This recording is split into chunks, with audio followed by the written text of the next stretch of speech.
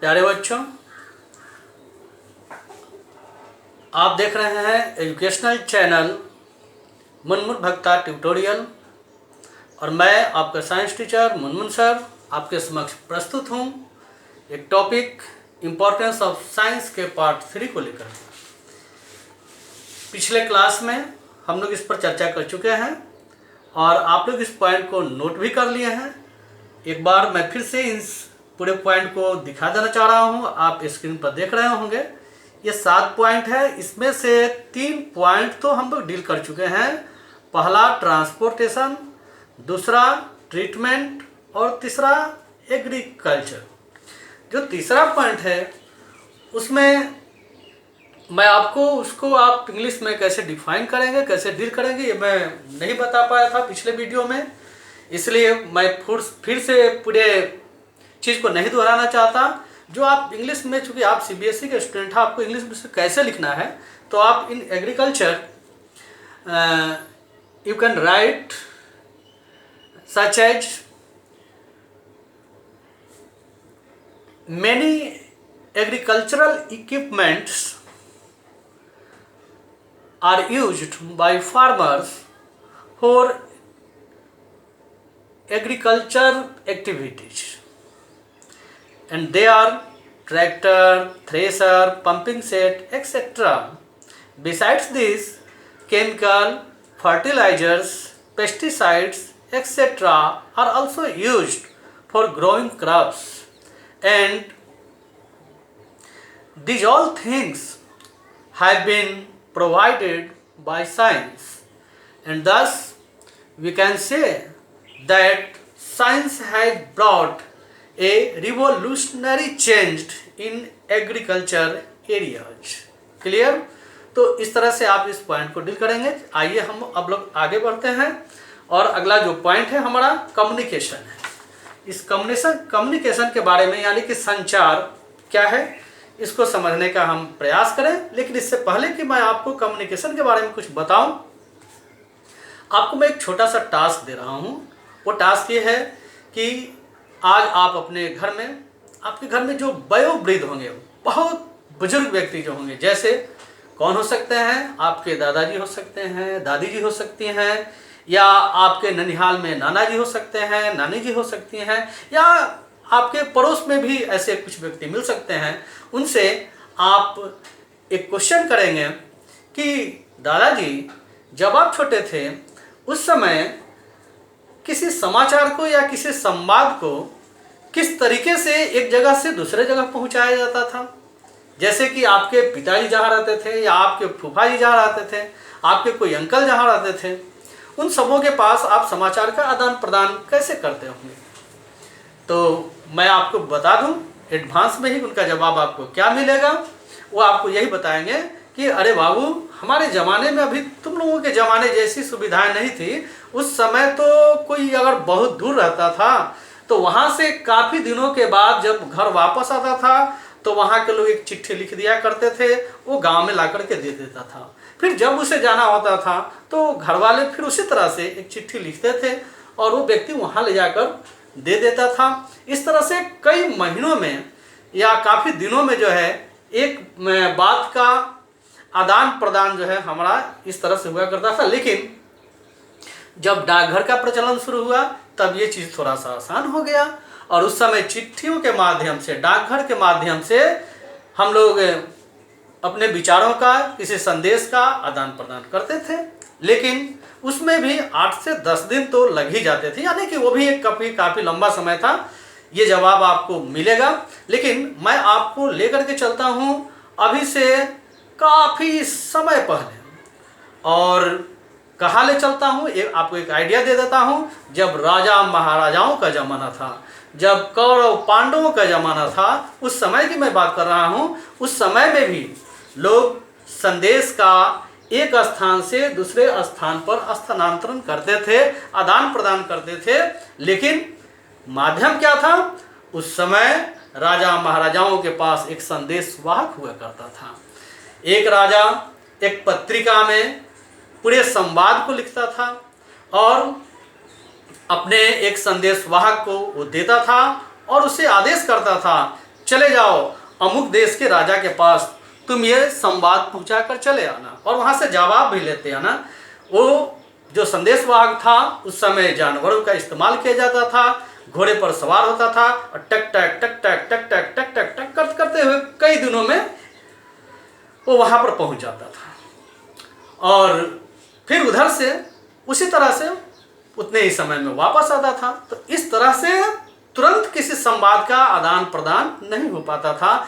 उसी जमाने के आसपास की बात है कि लोग पक्षियों का भी उपयोग करते थे संदेश को एक जगह से दूसरे जगह पहुंचाने में।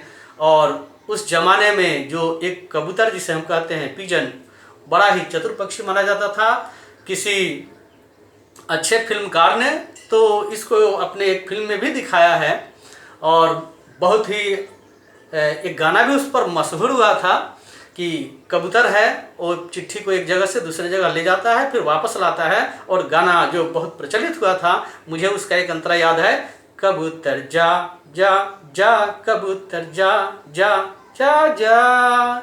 चलिए, तो इस तरह से हम लोग देखें कि पुराने ज़माने में कबूतरों का प्रयोग होता था, संदेशवाहक और जानवरों का प्रयोग होता था। जमाना थोड़ा सा और आगे बढ़ा तो डाकघर का जमाना आया, लेकिन उस समय भी एक मतलब 8 से 10 दिन का समय आदान प्रदान विचारों को करने में लग जाता था। अब चलिए हम आ जाते हैं आज के पॉइंट पर। आज का जो ज़माना है उसमें हम क्या देखते हैं, यानी कि आपका ज़माना। मुझे शायद नहीं बताना पड़ेगा कि आप हाँ ठीक है, मोबाइल वगैरह तो होता ही है, ठीक है। आप जानते हैं सभी कि हम अभी किस तरह से अपने विचारों का आदान प्रदान करते हैं। अब वो समय नहीं रहा, अब तो तुरंत हमारे पास वैज्ञानिक इस तरह के उपकरण हैं, इस तरह के खोज हैं कि हमारे जीवन को आरामदेह बना दिया है। संचार माध्यम में हम तुरंत फ़ोन से एक नंबर डायल करते हैं और दूर स्थित अपने किसी संबंधी के पास, चाहे वो दिल्ली हो या दूसरे देश अरब अमेरिका रहता हो, तुरंत जो है वहाँ का खबर यहाँ आदान प्रदान कर लेते हैं। इसके अलावा और भी बहुत तरह के माध्यम हैं, मोबाइल कंप्यूटर भी है, लैपटॉप भी है, फैक्स फोन भी है। तो इन सब चीज़ों का हम उपयोग करते हैं, और विज्ञान के इन आविष्कारों ने इस कम्युनिकेशन क्षेत्र को बहुत ही आरामदेह बना दिया है पिछले ज़माने की तुलना में। अब इन इंग्लिश यू कैन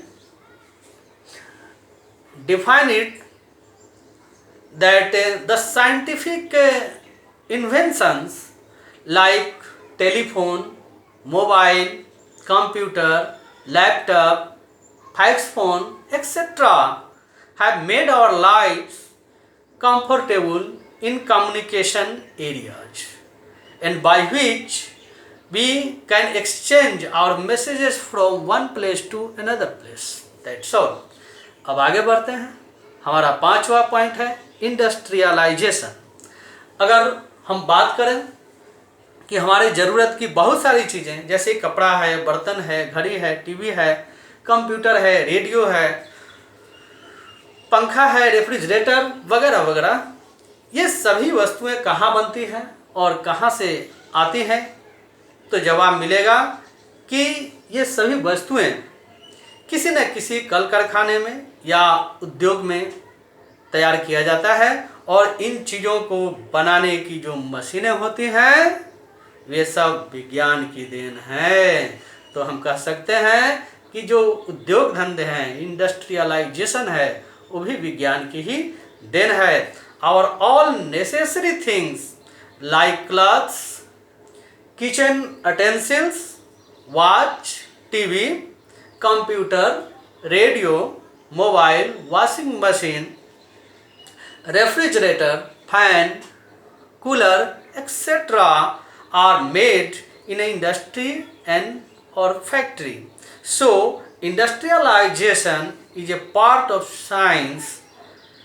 अब हम लोग अगला पॉइंट इंटरटेनमेंट की तरफ बढ़ते हैं, और आप ये जानना चाहेंगे कि बाकी सब बातें तो समझ में आ रही हैं, लेकिन इंटरटेनमेंट में साइंस का क्या योगदान है। तो आए दिन हम किसी न किसी काम को करते हैं। आप विद्यार्थी हैं, आप भी पढ़ते हैं, तो काफ़ी समय तक के बाद आप थक जाते हैं, और कोई भी व्यक्ति, कोई मजदूर है, वो भी किसी काम को करता है, थक जाता है, कभी कभी हमें मानसिक तनाव भी हो जाती है, हमारा जीवन बड़ा अस्त व्यस्त सा हो जाता है। ऐसी स्थिति में हम क्या करते हैं, मनोरंजन के लिए किन चीज़ों का सहारा लेते हैं? रेडियो का सहारा लेते हैं, टीवी का सहारा लेते हैं, कंप्यूटर का सहारा लेते हैं, डीवीडी मोबाइल का भी सहारा लेते हैं, और उससे अपने मन पसंद किसी कार्यक्रम को या किसी गाने को सुनते हैं और हम आनंदित हो उठते हैं। तो इसलिए इंटरटेनमेंट के क्षेत्र में भी विज्ञान का बहुत बड़ा योगदान है। इंग्लिश में अगर आपको लिखना है तो इस तरह से लिखेंगे, sometimes we get tired, our life become dull. In such condition, we take support of science like radio, TV, computer, DVD, mobile, etc. and refresh our mind. Thus, we see that science plays an important role in entertainment also. अब जब video चूँकि ज़्यादा बड़ा हो जाएगा, इसलिए एक और लास्ट छोटा सा मैं वीडियो बनाऊंगा और उसमें इस टॉपिक का अंत करते हुए मैं आपको होमवर्क दूंगा। इसके तुरंत बाद ही छोटा सा वीडियो देने वाला हूं, और आज के लिए बस इतना ही। आज आप एक कम शब्दों में होमवर्क नोट कर लें, और आपका होमवर्क होगा write short notes on A transportation, B medical science, C agriculture and D communication. इन 4 बिंदुओं पर आपको लिखना है। मैंने जो बताया उससे आप मदद लेंगे, कुछ अपना भी दिमाग लगाएंगे। तो आज के लिए इतना ही, आप इस होमवर्क को कर लेंगे। धन्यवाद, थैंक यू।